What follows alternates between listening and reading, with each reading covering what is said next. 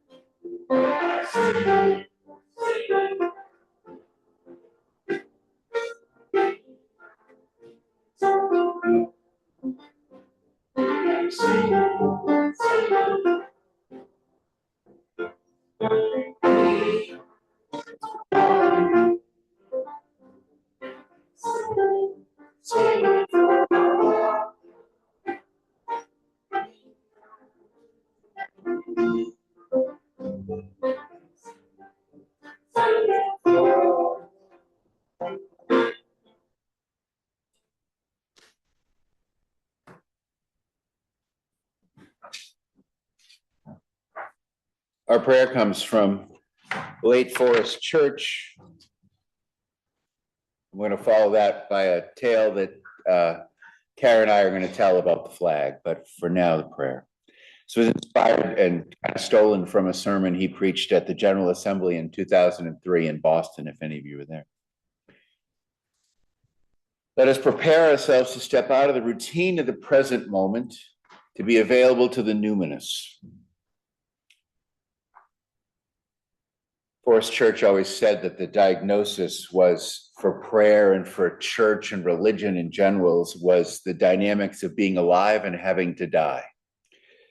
And his prescription was a healthy balance of awe and humility and keeping a few friends around to do that with. So, dear God, Goddess, our great other, our audience, whether imagined or real, we have gathered because it is our destiny to do so.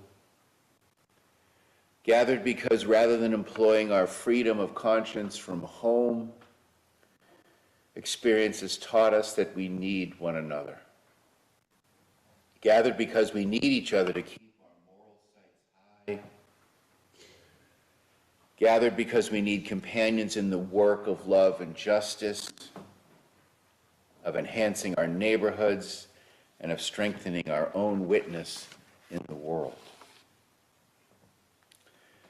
We choose to gather to join heads and hearts because we know how easily we can slip back into the habits that blunt our consciousness. We know how easily we can slip back into the habits that blunt our consciousness. And we gather because there is a subtlety and a craft to recognizing the tears in one another's eyes that being a part of a congregation can help with. And because really at the deepest level, we are a we. And this is a rare place.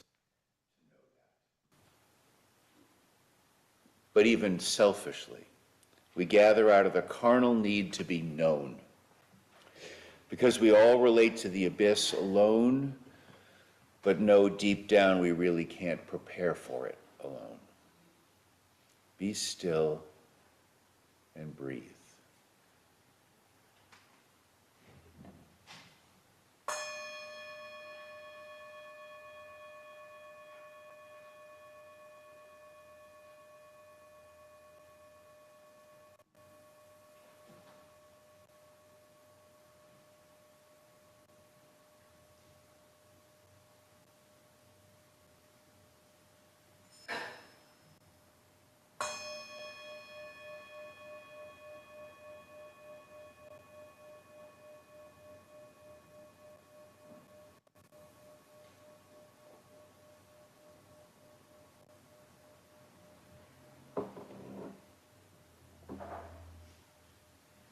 Amen. Carrie, you want to come up? We're going to tell the story of the pride flag. If we can break Kara out of her blissful state. Come on up.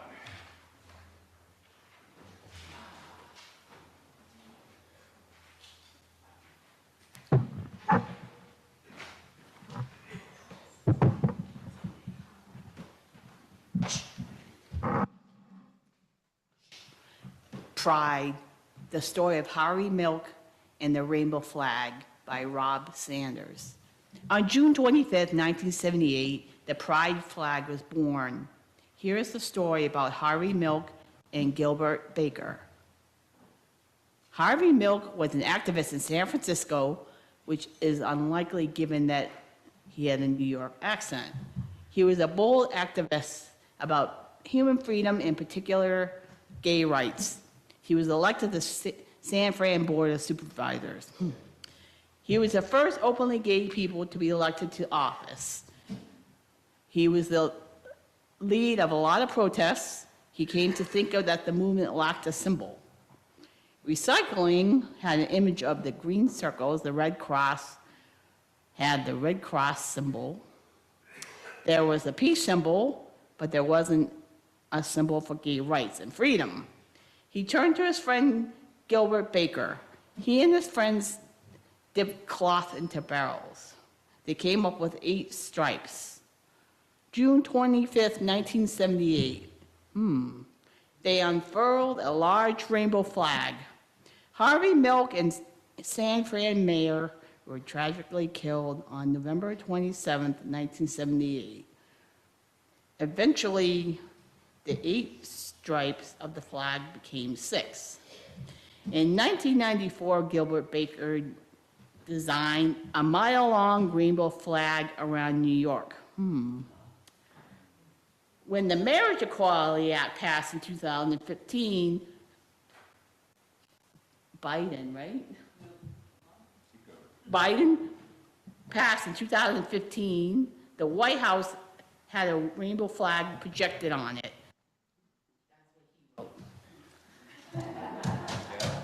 So the flag has had a lot of iterations. Was that Biden? Yes. 2015 was Obama. Obama? Oh, okay, I was wrong. Thank you. Nice job. Okay. Here we go. Yeah, there we are. Nice job, Kara. So in 1994, I was at the New York it was one of the early Stonewall Big Pride rallies. I never saw the flag, but it was a mile long. They stretched the colors a mile through the city. Yeah. Anyway, all right. Let's do joys and concerns. Let's do joys and sorrows, and I encourage people to come up and one of the first couple pages.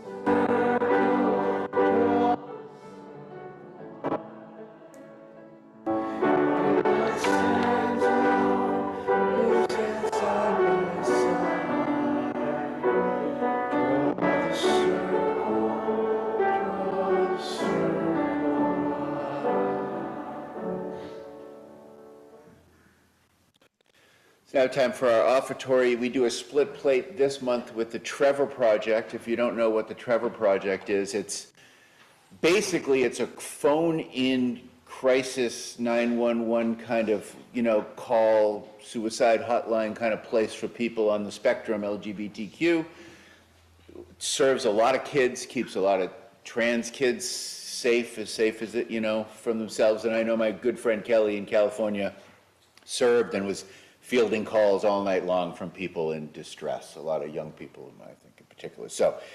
But words you're going to hear in the sermon part are going to come back here, but I'd like to share the words that the search committee shared with me when I became a candidate here 2 years ago. This is a lie, like most of my offertory stuff.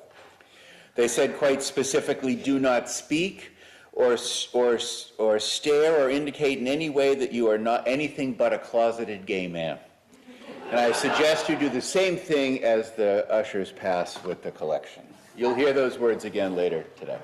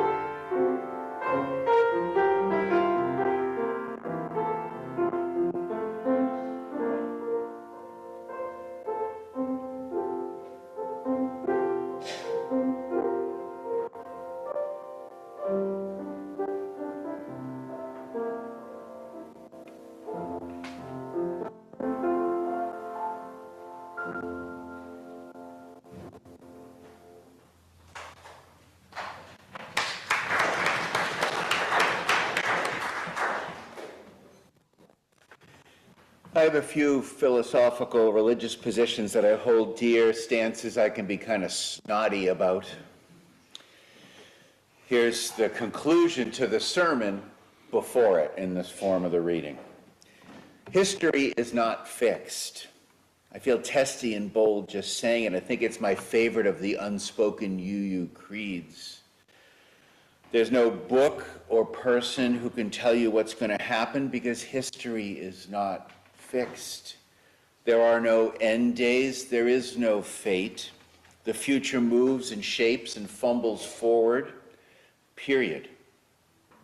Destiny doesn't exist. How's that for UUs not believing in anything? It is a Unitarian Universalist principle that revelation is not sealed in some book of life or future space. And we as a movement to resist saying anything definitive about anything supernatural that we can't see here on earth, because you're all a bunch of skeptics, know that history is open, not closed. History is ours for the making, and one of our primary jobs in the world is to build the world we want to live with. That means that not only is there no such a thing as fate, it means that history and circumstance meets luck, where people's actions and decisions or non-decisions matter, and that means that random things happen in a way that can't be predicted to have whatever impact they are. That's the conclusion. I now think the choir should come up and sing True Colors, and we'll head into the sermon after that lovely performance. Requests usually come in $20 bills. That's, yes, it's true.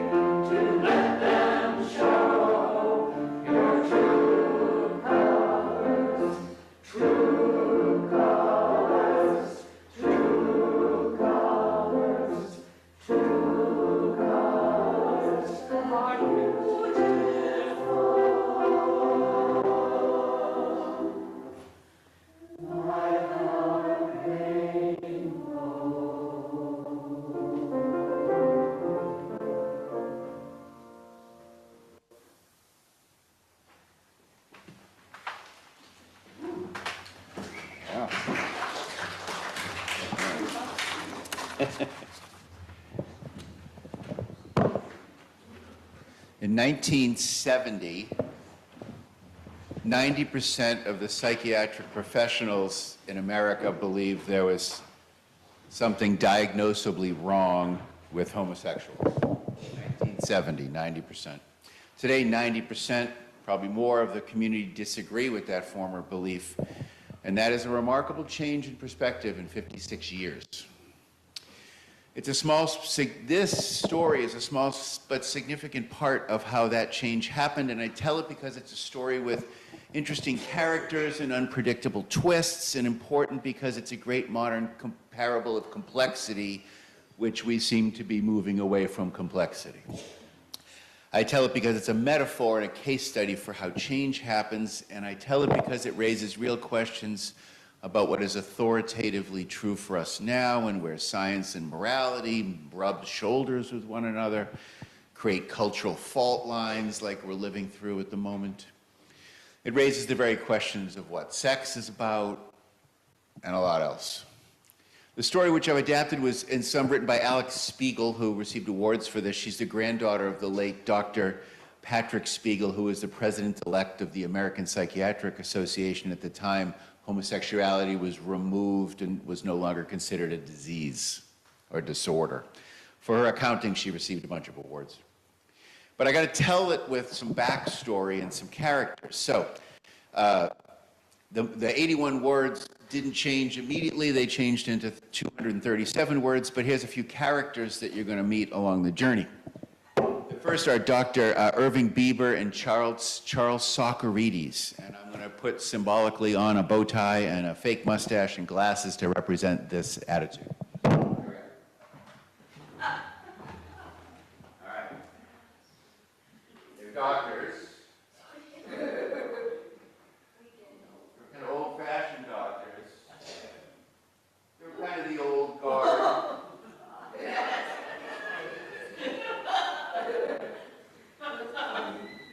So this is Charles Socarides, and I encourage you to think of these two together, because they were primarily the most outspoken advocates that homosexuality was primarily a result of a mistake in rearing or some kind of faulty wiring. They were off to find the cure.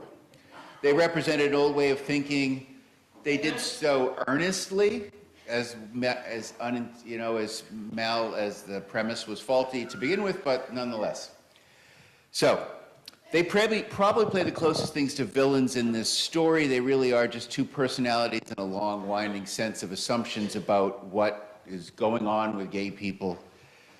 So they began their careers, and nearly every other professional at the time believed that homosexuality, like other disorders, had a predictable origin, had some kind of treatment, symptoms, etc.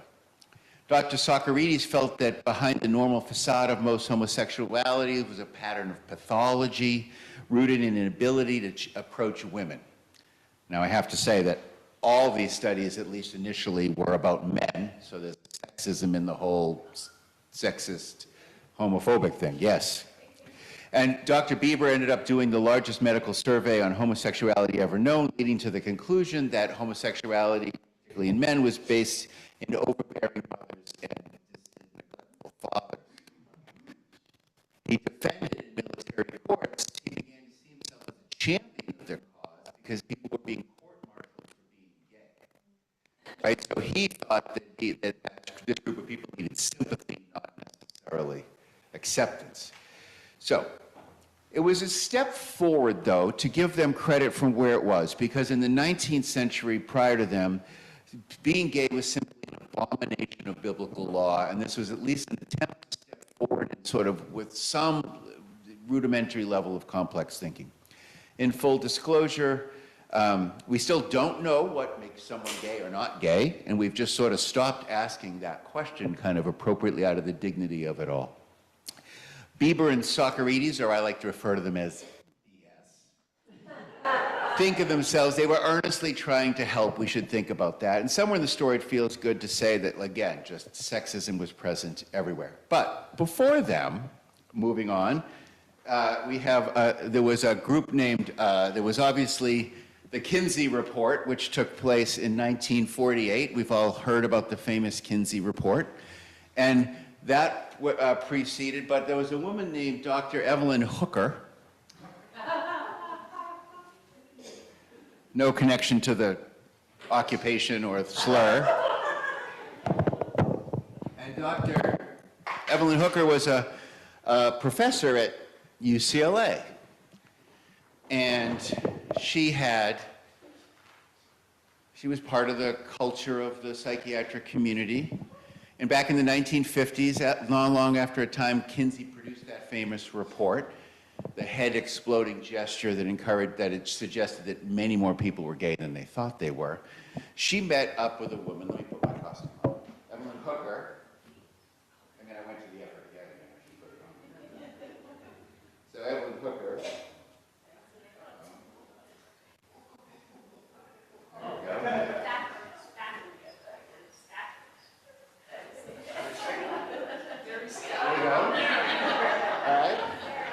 Dr. Evelyn Hooker ran into a man named Sam Frame, an undergrad at UCLA. And she happened to realize he was a pretty well-adjusted kid. And she realized that he hung around with a bunch of other well-adjusted friends, many of who were gay men. She also came to discover then she began to sort of think about doing this as part of her professional research, researching homosexuality. She also came to discover that all the research on homosexuality had been done, every piece of it had been done on people who were undergoing some kind of psychiatric treatment, or were in therapy, or were in prison, or were being court-martialed. She discovered that no one had studied any portion of the homosexual population that didn't already have one of those categories or find themselves in some level of conflict or distress. Evelyn naturally discerned that perhaps the very nature of the research that was being done on this group of people was distorting the psychiatric conclusions, you think? To test her theory and the prevailing research indicating homosexuals were sick, she located 30 heterosexuals who had never thought therapy, roughly the same age as the demographics of the UCLA population. And she came to ask Sam Fram, and they gathered up 30 homosexual, I think they were all men, I'm not sure, of comparable education, IQ, trying to create a case study, put the groups through tests of batteries of psychological tests with this 60, these young men, well-adjusted by all accounts. She asked three experienced psychiatrists to look at the results and identify who was gay, which one would think would be relatively easy if the dominant paradigm of sickness was evident. They couldn't do so. And she discerned and provided some solid evidence that poor sampling, unaddressed assumptions, and simple prejudice was deciding certain behaviors were diseases based on, basically, reputation. Prior to Hooker, anyone who wanted to change those looming 81 words we'll talk about in a minute, labeling homosexuality as an act of sexual deviance, had only Alfred Kinsey's famous survey, which was done in 1948, as I said, and it discovered that a whopping 37% of men studied had had physical contact at the point of orgasm with other men. As This American Life describes it, besides shocking the hell out of 63% of the American public, it certainly provided some challenges, and it was too common to be considered a disorder or a disease. Anyway, things still didn't change despite Evelyn Hooker's work or Kinsey's work. And then we get into the heart of our story here.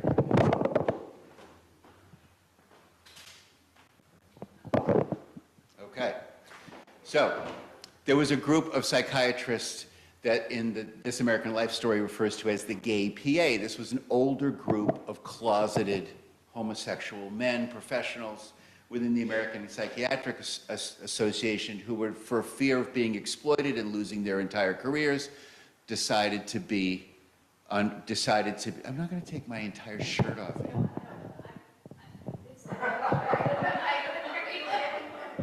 This shirt represents, oh, okay, sorry. Well, I'm not gay, but this shirt represents the people who wouldn't be gay, who are the psychiatric older generation who would refuse to come out of the closet. So I thought this was a good symbol of that. attitude, right?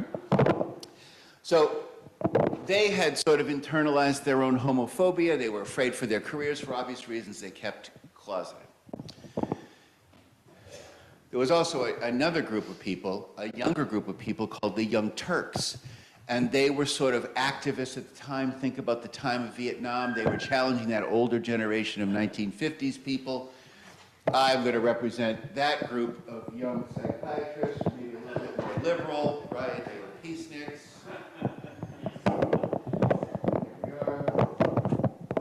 They wanted to sort of, as many people in the 60s did, transform the entire idea of what psychiatry was all about. So they were mostly straight, but they were progressives. They called themselves the Young Turks. They met on Brattle Street in Harvard as their primary spot. Dr. John Spiegel, the person who will appear later and the grandfather of the author of this story, was a part of that group of people. And those are the players that at least the large group of people who were at work in the context of this transformation. Our specific story picks up in the 1970s when, as we know, the traditional assumptions of the post-war generation were being absolutely just culturally at war with one another. Right? Our denomination played a role in the politics of this, but this was sort of before we were involved with, LGBTQ rights, et cetera. The first real signs of the fault line were in 1971, where a bunch of boa-wearing gay activists snuck into the American Psychiatric Association conference in San Francisco, broke up their meetings, and harassed. Their particular target was Dr. Bieber of the BS crowd earlier on. Initially, the APA took little notice of this rebellious little action. After all, they were practicing science, and these were just rebels. In 1972, the change that had been brewing found even more flower. John Fryer, our next important character in our historical drama, was a gay member of the APA and resident of the psychiatry department at UPenn. He was until he was fired on suspicions of being gay, which was relatively common at the time. While still freshly licking his wounds from his termination, a gay activist named Barbara Giddings spoke to him about the trouble of getting in and needing some insiders to work from the inside to transform the APA. They couldn't find anyone. She wanted the movement to end the systematic discrimination of homosexuality from the outside. She was an activist. What she felt they needed was an insider who was gay. Fryer, having just lost his job and afraid his career was going to be entirely ruined, didn't really know how to play this request, and she came up with the idea of putting him in a costume and having him tell his speak his piece. So, in that moment, Dr. Anonymous was born.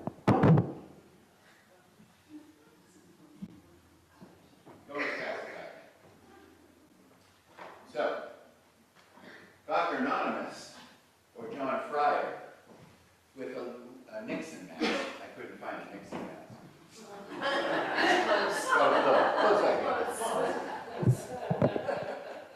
So she talked him into coming into the association meeting. All right, well, anyway, you can imagine that. Let's see. So he comes in under the pseudonym of Dr. Anonymous and tells his story to a gathered group of people. He gets a standing ovation for his honesty or his transparency, despite being masked up. And just 5 months later, in the fall of 1972, the tactically and professionally minded progressive professionals, the Young Turk crowd, right, those activists from the 60s, got some people elected to the board.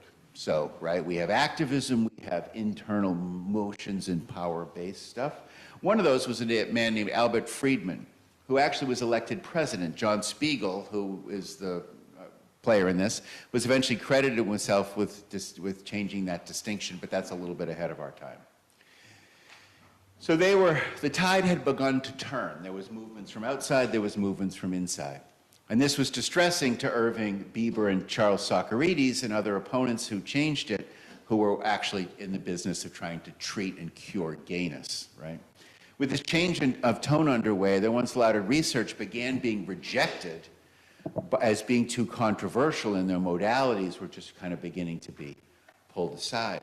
They also were beginning to get threats enough that Dr. Bieber ended up getting a gun to protect himself. So they still believed they were doing science. They still believed in their thing. In the fall of 1972, another professional psychiatrist named Robert Spritzer enters the drama, and rather undramatically so. He was a straight, rising psychiatric professional. He knew about the protests. He knew about the Dr. Anonymous stunt. And of course, now he was under assault work for a B and S. But he hadn't really taken a professional interest in the issue. He was, however, a junior member of the APA's nomenclature division, which designed the work in the DSM, right? He was a part of that movement. But he wasn't really that politically engaged. He ran into an activist named Ronald Gold, who was rather a retiring gay person, but an activist of sorts. And he was among a crowd who were planning on standing up and saying at one of their meetings, sneaking into the meeting and saying, sorry, we're taking over here. At this meeting, when the Gay Alliance activist chief spokesperson failed to show up, Ronald Gold was left kind of holding the moment to himself. And he interrupted the group. And that conversation interrupted the meeting, and it turned into a conversation of which Spritzer engaged with him after the meeting. It was a bit of a row, and then things settled down, and the two of them kind of ended up having a civil conversation about a difficult matter. In the back and forth, Gold eventually convinced Spritzer to allow him a chance to meet with the nomenclature group at an upcoming conference. Spritzer was intrigued and acquiesced, and the meeting was planned. And the activists that meeting came and went without any great discussion. Nothing really came of it. And it was still unresolved. And Spritzer decided that the two sides, the psychiatric professionals and the gay activists, who at this point were been fighting and chatting, and if there was text back then, they would have been back and forth. They should finally meet next year at the APA meeting in Honolulu in 1973 in something resembling a debate. So Spritzer was open enough to having this conversation publicly in front of the APA group. He was the president-elect at this point in time. In the APA conference at Honolulu, the debate between the old guard psychologists, Spiegel, there was one of them, fighting about the nature of the situation. At that debate, Bieber suggested that, among other things, homosexuality was called by a faulty wiring and was an obvious betrayal of the male heritage to be gay. Ronald Gold, who had finally found his voice as an activist, is an emerging activist, among other representatives, suggests that keeping homosexuals in an illness category was actually making people sick, right? So that was the great complaint. Ronald Gold, who had found his voice, and that meeting took place. It started civilly, and then it just kind of unwound to a battle of yelling, and as things will go.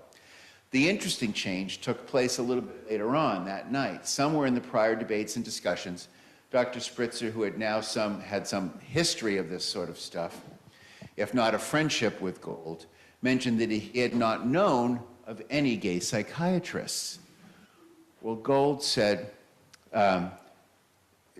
he said, well, I'm going to introduce you to them. So after the panel performance to a packed house, this debate hot within the very movement, Gold decides to invite Spritzer, who doesn't believe there really are that many gay psychiatrists, to a meeting at a Hawaiian bar. So here's our Hawaiian bar.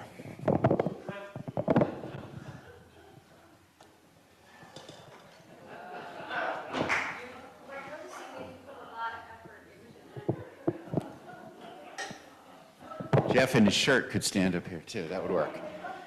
So Gold gets Spiegel to come to the meeting to see that there actually are a large group of closeted gay men, walks into the meeting and says to him, don't speak or stare in any way that would indicate you were anything but a closeted gay man. How that closeted professionals wouldn't know the president was there, I don't exactly know. But anyway, that's how the story is told. So, as if it was a comedy skit, Spritzer gets there, and like so many straight men begin to ask questions of these gay psychiatrists that no gay person would ever ask. And and they're trying to, the people who knew Ronald Gold were trying to get him out of there because he was beginning to expose their truth, and he was a powerful person, and they were all afraid for their well-being. And Gold said to them, "No way. I'm not moving the one person who can help move this thing along to protect your identities and culture and all that sort of stuff." So Gold refuses to get Spritzer out of the room when all of a sudden, as if on cue, an Army psychologist who was at the Army base in Hawaii at the time, who had seen the debate earlier, he came in. Not very bad, but okay. He came in, burst into tears, fell into the arms of Ronald Gold, and confessed that he was coming out of the closet in that moment. Basically, at that point, Spritzer says, "I've seen enough, let's get out of here." And a small handful of people leave, they've all been drinking, they go back to his hotel room, and he literally, with the power of the pen, more or less removes the 81 words and rewrites it, which eventually gets approved. I didn't think that the psychiatrists at the APA would approve of the outright deletion, so they made some compromises to the change, but this was initially the first powerful change in the end of the DSM. On December 15, 1973, the president of the APA board called a press conference where they announced to the world that they had approved the deletion of homosexuality from the DSM, which I have an old version of right here if you ever want to look at it. And in the spirits of fairness, there are some professionals who still are trying to treat it as a disease, but very, very few. And although the debate is mostly dead, it's not entirely dead.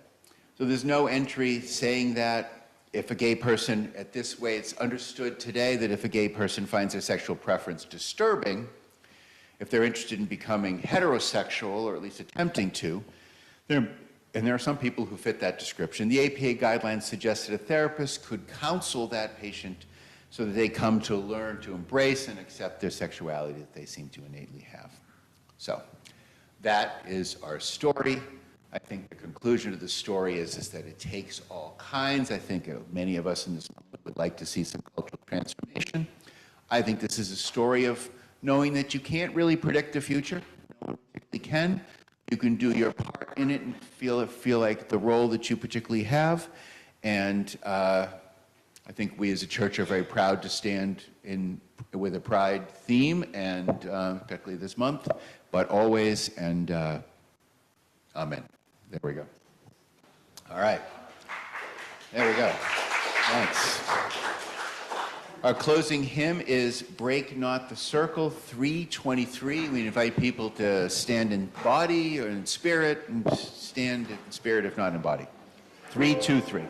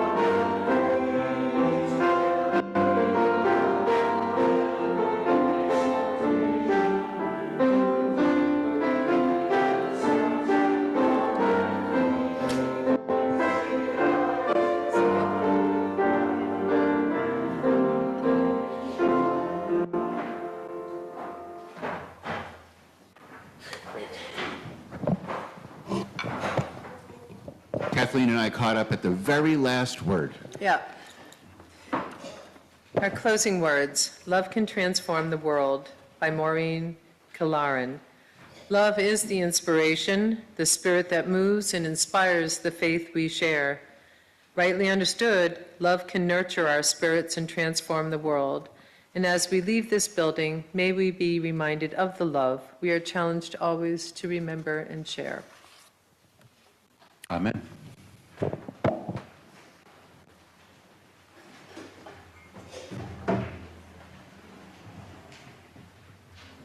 No older till September, it's okay, but no wider till September, that will be tough. We wish you the same and beautiful summer, from the choir.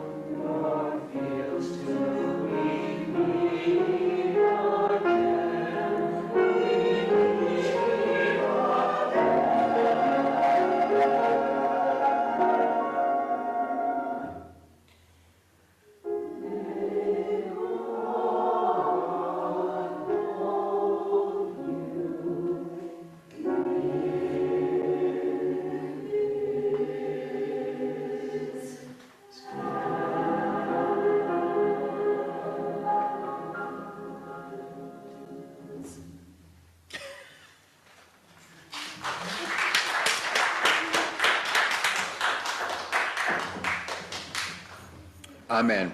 We're going to have a quick coffee break. I think we should try to start our annual meeting at 12 o'clock and no later. So please come back. We're going to have 10 couple minutes to gather and we'll set up for the annual meeting. But please return if you can.